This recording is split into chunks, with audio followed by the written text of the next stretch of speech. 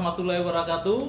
Rekan-rekan sahabat Indo Property News, saat ini kita mengudara lagi lewat podcast kita. Nah, kali ini berbeda ya. Berbeda yang kita tampilkan saat ini. Nah, ini juga untuk mengantisipasi adanya pasca terbitnya Undang-Undang Cipta Kerja, di mana banyak merubah regulasi tentang khususnya di industri properti.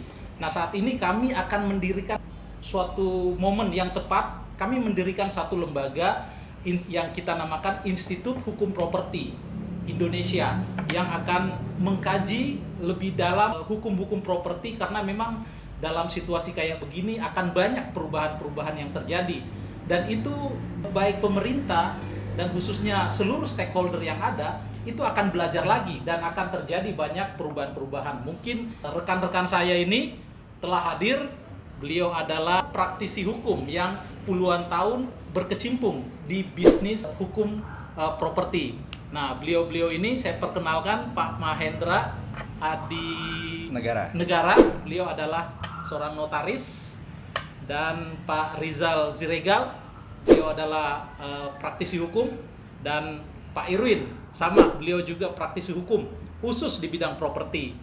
Nah, ketua presidium pada lembaga kita, Institut Hukum Properti Indonesia, kita daulat saat ini Pak Mahendra ya. Untuk ini. Nah, sementara nanti kita akan melakukan kajian-kajian itu. Pertama-tama saya minta dulu nih Pak Mahendra untuk sejauh mana Pak urgensinya lembaga ini terhadap melihat konteks banyaknya perubahan kebijakan di bidang sektor properti gitu Pak. Ya. Terima kasih Pak Erlan. Jadi zaman ini memang perkembangan hukum sangat luar biasa dinamikanya, sehingga kita perlu mengedukasi masyarakat agar tidak terjebak oleh masalah-masalah baru. Nah, apalagi dengan terbitnya Undang-Undang Cipta Kerja, di mana institut ini akan mengawal, memberikan pendidikan, memberikan edukasi, memberikan informasi mengenai langkah-langkah hukum ke depan, ataupun juga memberikan informasi aturan-aturan baru, di mana memberikan guidance kepada para pengembang atau masyarakat secara individu dalam melakukan langkah-langkah sinergis yang berkaitan dengan langkah-langkah hukum yang akan dihadapi ke depan. Begitu kira-kira. Jadi banyak jadi bidang garapnya nanti Institut Hukum Properti Indonesia ini adalah mungkin kajian ya Pak ya. Betul. Kajian. Betul. Terus mengadakan training. Betul. Intinya akan mengedukasi masyarakat. Intinya akan mengedukasi masyarakat agar tidak terjebak dalam paradigma hukum yang salah. Iya. Gitu. Kalau menurut Pak Irwin, Pak Mahendra, maaf. Persoalan-persoalan apa sekarang yang dihadapi di bidang kebijakan hukum properti saat ini, Pak? Ya, banyak faktor sih masalah-masalah yang akan kita hadapi, terutama yang berkaitan dengan hal-hal yang sifatnya investasi misalnya. Investasi ya. Ya, dimana di sini memang banyak masyarakat yang kurang paham. Poin-poinnya yang berkaitan dengan masalah perizinan itu sudah pasti. Ya. Kemudian di sini juga berkaitan dengan apabila transaksi jual beli tanah dan bangunan, maka di situ juga perlu diatur adanya pengikatan jual beli yang mungkin nanti kita akan berikan insight-insight baru. Betul. Yang bisa menyeimbangkan atau melindihkan dengan Undang-Undang Cipta Kerja ini. Gitu. Karena Undang-Undang Cipta Kerja ini akan menyentuh berbagai macam sektoral. Nah, itu yang perlu kita garis bawahi. Kemudian juga yang tidak kalah pentingnya adalah mengenai pengelolaan P3SRS. Oh iya. Ya, ini yang lagi ramai sekarang. Ini yang lagi ramai sekarang dan tidak selesai-selesai. Kalau khusus untuk di DKI itu ada namanya Pergub 132 ya? Ya, Pergub 132 dan 133. Iya. Itu yang lagi Iya, itu cukup menarik ya untuk kita kupas tuntas, dan masih banyak bagian-bagian ketentuan hukum yang belum berjalan sebagaimana mestinya. Jangan dibuka dulu, Pak. Oh iya, itu rahasia perusahaan. Nah, itu nanti Pak Rizal tuh yang akan mengkupas tuntas, karena beliau juga salah satu konsultan ya Pak ya, yang saat ini menangani pembentukan Pak ya. Pembentukan apa Pak? P3SRS ya. Di Jakarta ya. Yang baru ya Pak ya, yang definitif baru ya. Dengan pergub baru dan dengan surat keputusan baru melalui mekanisme pergub online. Oke, kita kembali ke Pak Irwin nih. Ke Pak Irwin. Pak Irwin ini kan ini lagi istilahnya lagi mengamati ya.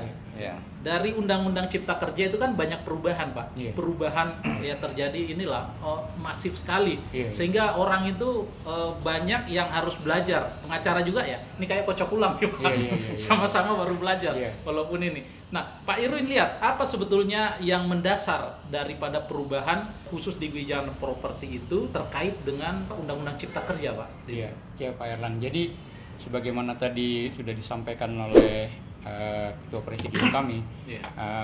antara lainnya dengan adanya Undang-Undang Cipta Kerja ini ada turunan-turunan aturannya, Pak.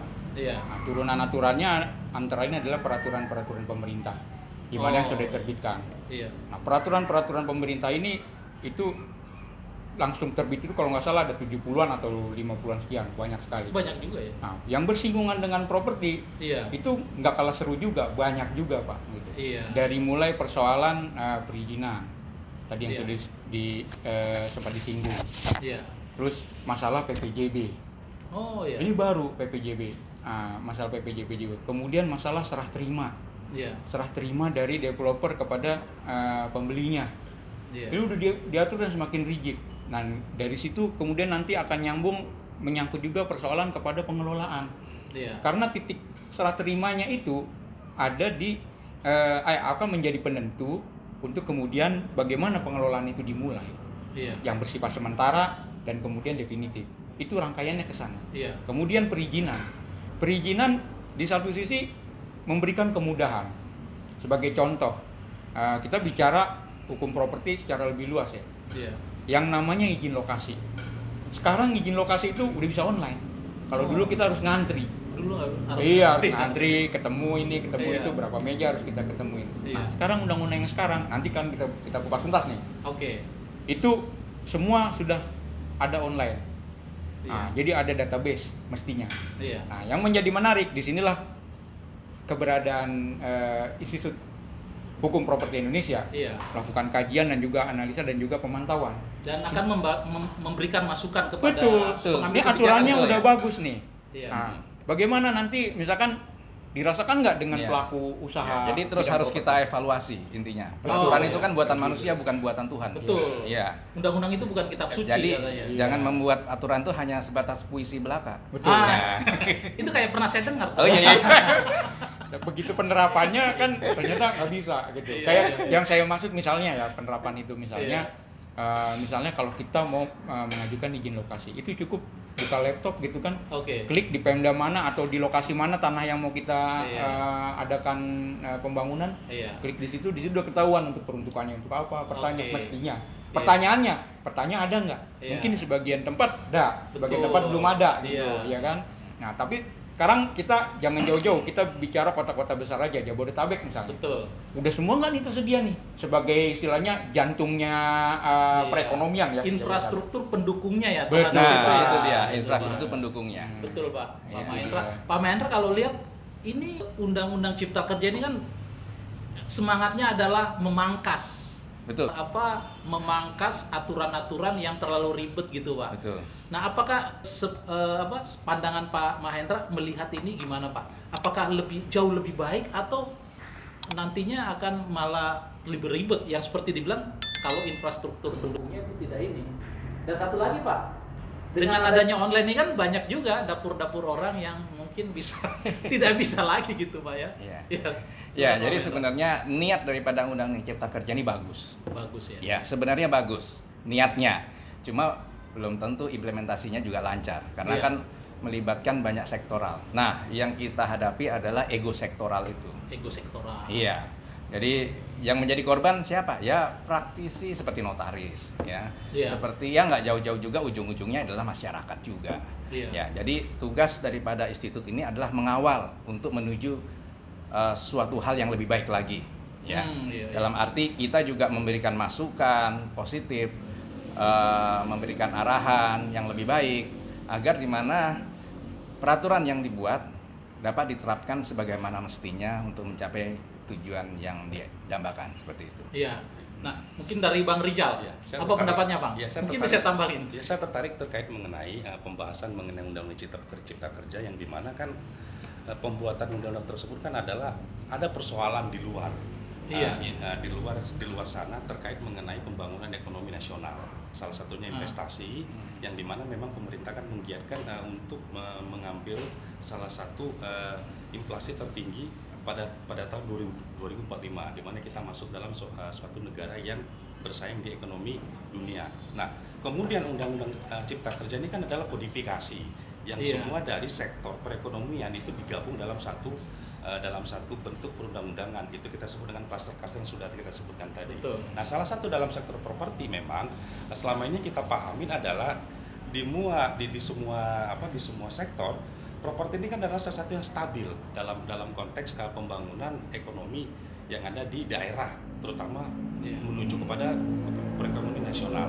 Nah, namun di tengah sektor properti ini naik dalam kondisi yang stabil pada masa lalu sampai saat ini, ada persoalan terkait mengenai perizinan dalam konteks investasi yang ada di Indonesia, salah satunya properti. Nah, sehingga Undang-Undang Cipta Kerja yang diciptakan oleh pemerintah Jokowi ini adalah untuk memangkas seluruh tikus-tikus yang mengganggu dalam sektor usaha yang ada di Indonesia, salah satunya properti. Itulah tadi dijelaskan oleh Pak Mahendra dengan Pak Irwin, salah satu yang persoalan mendasar adalah perizinan salah satu yang mendasar. Ini yang bikin pening kepalanya pelaku usaha, Pak, developer. Betul, gitu. Karena kalau nggak salah biaya cost daripada perizinan dan dalam tanda kutip biaya siluman, Pak, itu. Iya. Mungkin Pak Mahendra bisa ini, Pak, tentang masalah ini, Pak, mengenai perizinan. Kalau dibanding, kita lihat dulu ya, Pak, ya, sebelum Undang-Undang Tenaga Kerja Cipta Kerja itu ada, terus saat ini kemungkinan, ini kan belum terimplementasi, kita belum lihat hasilnya daripada Undang-Undang Tenaga Cipta Kerja ini gitu, Pak. Nah, kalau dulu itu gimana, Pak, mengenai perizinan, terus kan sehingga orang harus izin usaha. Itu lebih gede ininya, Pak, biaya sulumannya daripada biaya aturannya gitu kan, Pak. Gitu ya, Pak Mahendra. Iya, betul. Jadi gini, ini sebenarnya sebuah terobosan bagus sih untuk pemerintah. Namanya starting awal ya, pasti segala sesuatunya pasti banyak kendala-kendala turunan yang harus disempurnakan. Iya.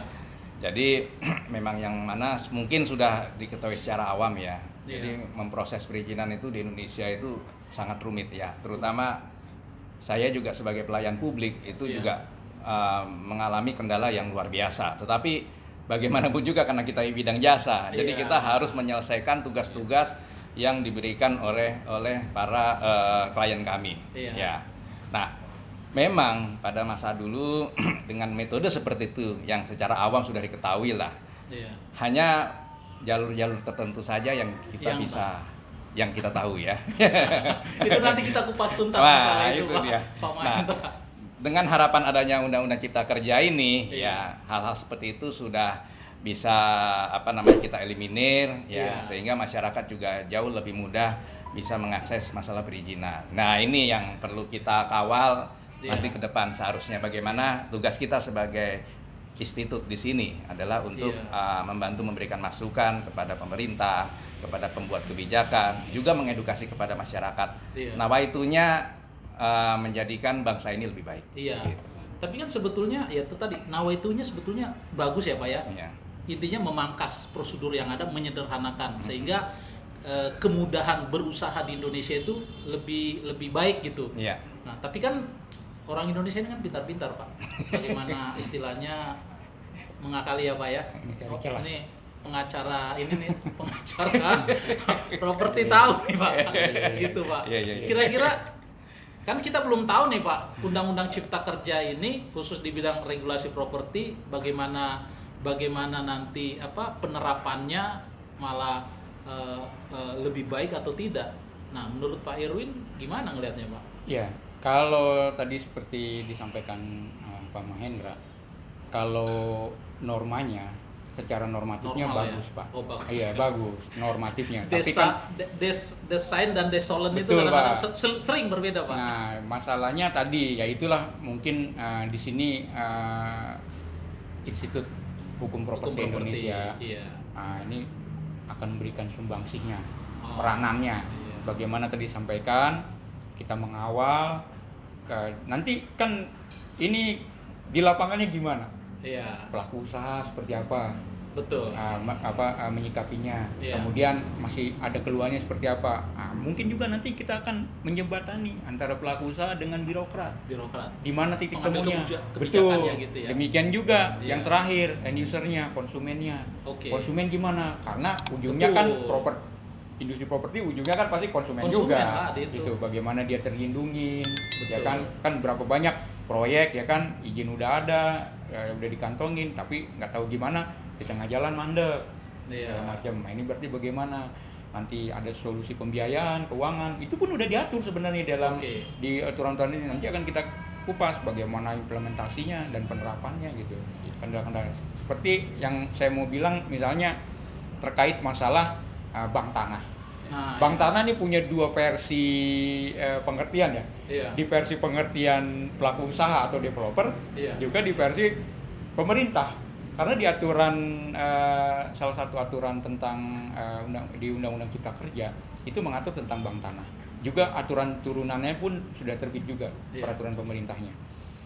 Bank tanah di pemerintah ya sebenarnya secara konsep sama dengan swasta yang punya bank tanah. Iya. Jadi bagaimana kalau cuman bedanya pemerintah kan harus memikirkan dia harus punya tanah Iya. atau bank tanah atau tanah cadangan untuk melaksanakan program perumahan masyarakat atau perumahan rakyat. Betul.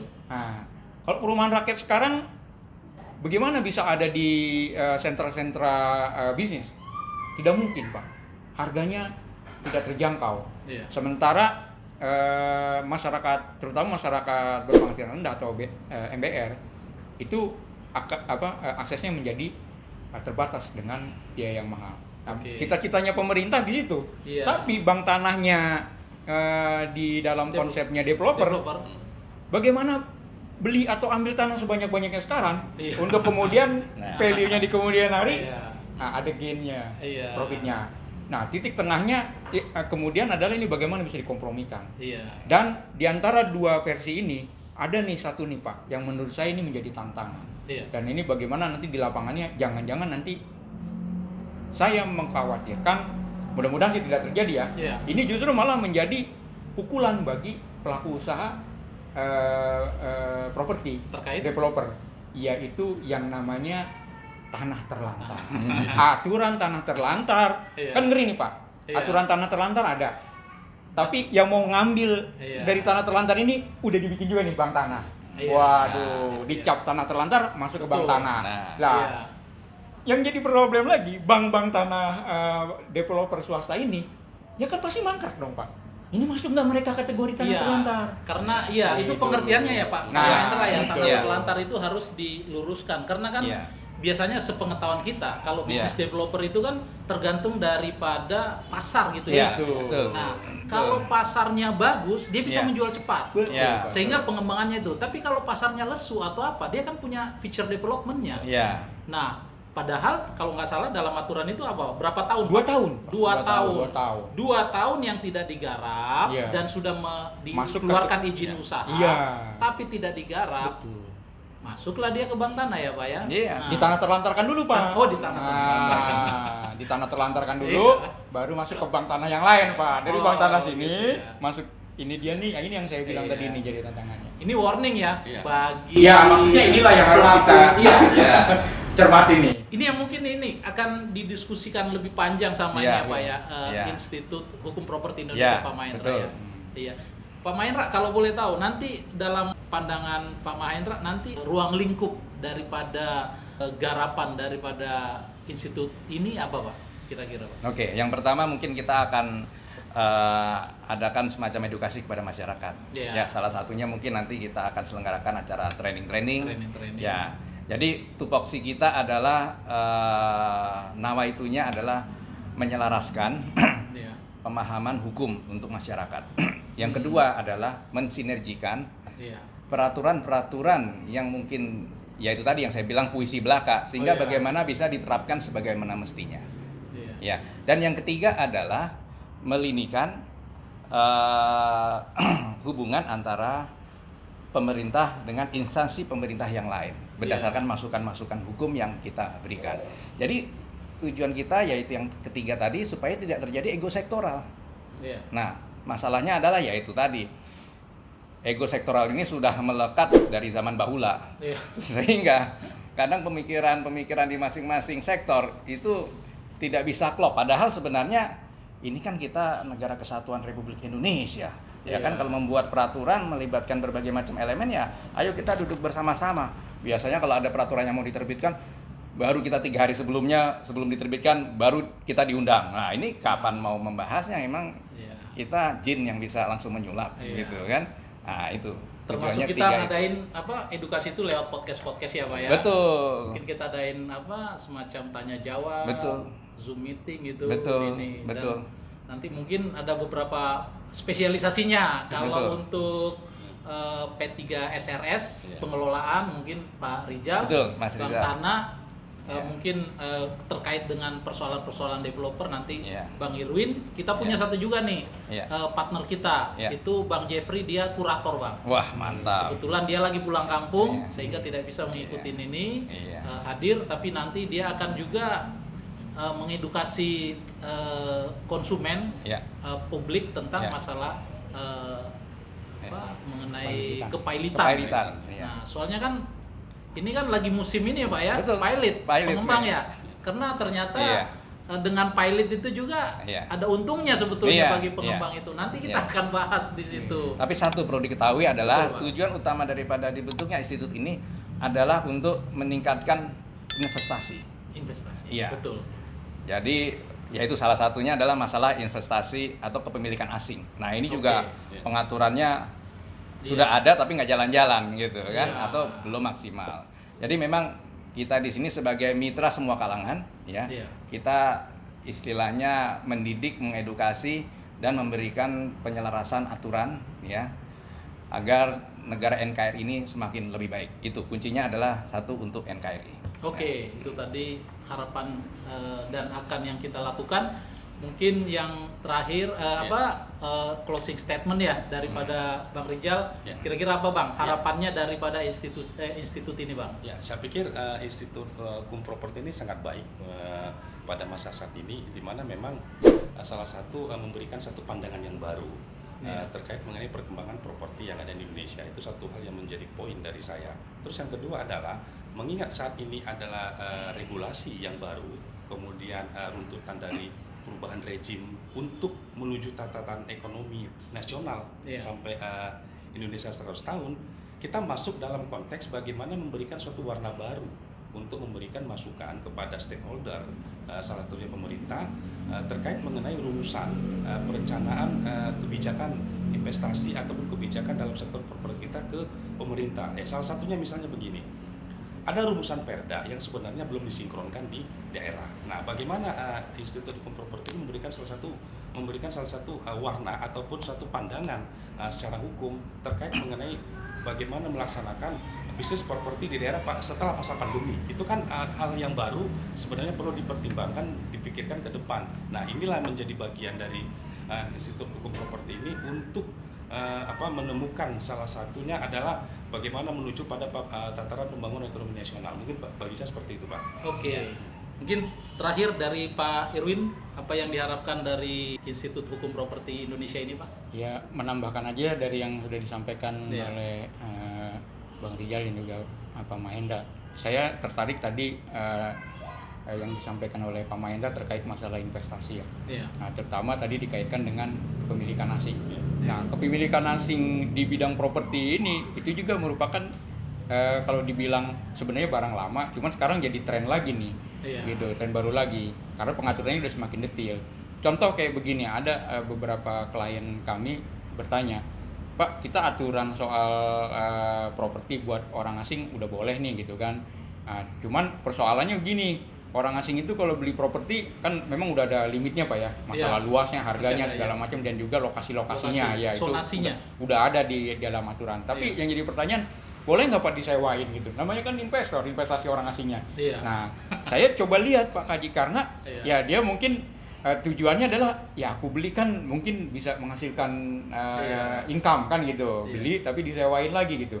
Nah, kalau kita pernah lihat di beberapa media komentar dari pihak PPN, nggak bisa katanya gitu, itu nanti bisa dicabut. Tapi kalau saya lihat aturan-aturan yang ada, nggak ada yang melarang nggak boleh disewain. Cuman kalau kemudian orang asing ini kehilangan izin tinggalnya di Indonesia, nah itu otomatis nanti akan terkait dengan kepemilikan dia. Gitu. Jadi menurut saya harus ada yang tegas nih gitu, boleh nggak gitu kan, mereka nyewain lagi gitu kan, beli terus nyewain lagi misalnya gitu. Itu kan bisa aja begini Pak, orang asing itu misalnya mungkin dia melakukan perkawinan campuran istilah hukumnya, artinya dengan warga negara Indonesia. Jadi kan bisa tinggal di rumah pasangannya kan gitu, sementara propertinya punya dia gitu kan, dia sewain kan, dia kan tetap bisa tinggal di Indonesia juga Pak. Nah ini yang kayak gini nih gimana kan gitu bisa kan. aja kan nama propertinya itu atas nama istrinya ya di ini ya. Ya kalau itu kan berarti itu bukan kan kepemilikan asing, asing. iya. Ini kalau yang kepemilikan asing kan Pak Asing, gitu. Ya kan ada juga yang begitu. Nah, gitu. Jadi hal semacam itu bagaimana pengembangannya dari kalau yang cita-cita pemerintah sekarang itu cuma memberikan fasilitas properti ini bagi orang asing kan sebatas fasilitas penunjang dia dalam melakukan kegiatan ekonomi di Indonesia gitu. Ya, artinya kalau dia punya perusahaan barangkali atau apa, kemudian dia tinggal di Indonesia, dia kan perlu rumah itu. Tapi kan di sisi yang lain juga kan, ya tadi seperti pertanyaan salah satu klien saya itu, boleh nggak Pak dia beli tapi sebenarnya mau disewain lagi, lah dia emang tinggal di mana? Ya mungkin istrinya orang Indonesia Pak, atau suaminya orang Indonesia kan gitu. Iya benar. Ya yang kayak gitu, dan nanti ada lagi beberapa yang lebih detail, tentu mudah-mudahan dengan adanya lembaga kita ini, kita akan kaji terus Pak. Mungkin juga masukan dari masyarakat, pertanyaan dari masyarakat atau apa, kritik, saran gitu kan ya. Selama itu tujuannya untuk membangun, seperti Pak Mahendra sampaikan, tujuan kita kan sebenarnya untuk kemajuan juga, kemajuan. Terakhir Pak Mahendra, harapan ke depan dengan regulasi kita yang ada saat ini setelah terbit Undang-Undang Cipta Kerja, karena kita ketahui bahwa masalah hukum di Indonesia itu menjadi hambatan terhadap investasi yang tadi juga disampaikan Pak Mahendra dengan Pak Rijal. Harapannya ke depan Pak, kayak apa Pak? Terakhir, terima kasih. Ya, harapan yang paling utama adalah agar masyarakat dalam melaksanakan segala proses perizinan ya, atau hal-hal yang bersifat birokrasi itu menjadi lebih mudah Pak. Iya.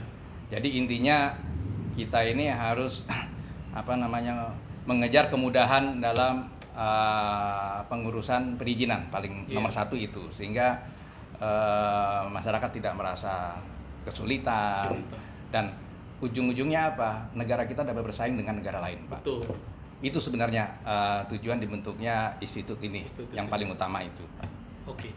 Terima kasih Pak Mahendra, Pak Irwin, Pak Rijal, terima kasih. Nanti kita akan bahas satu-satu. Dan kalau ada teman-teman mungkin dari konsumen, developer atau stakeholder lainnya yang ingin bertanya, bisa nanti komen di bertanya langsung di akun YouTube kita. Nanti kita akan jawab. Nanti pada saat kita akan bahas satu-satu nanti tema-temanya secara berkala. Nanti tematik kita akan kupas tuntas satu-satu. Terima kasih untuk video awal daripada Institut Hukum Properti ini. Sekian dulu, mudah-mudahan kita akan bertemu lagi di tema-tema yang menarik. Terima kasih. Assalamualaikum warahmatullahi wabarakatuh. Terima kasih Pak. Salam.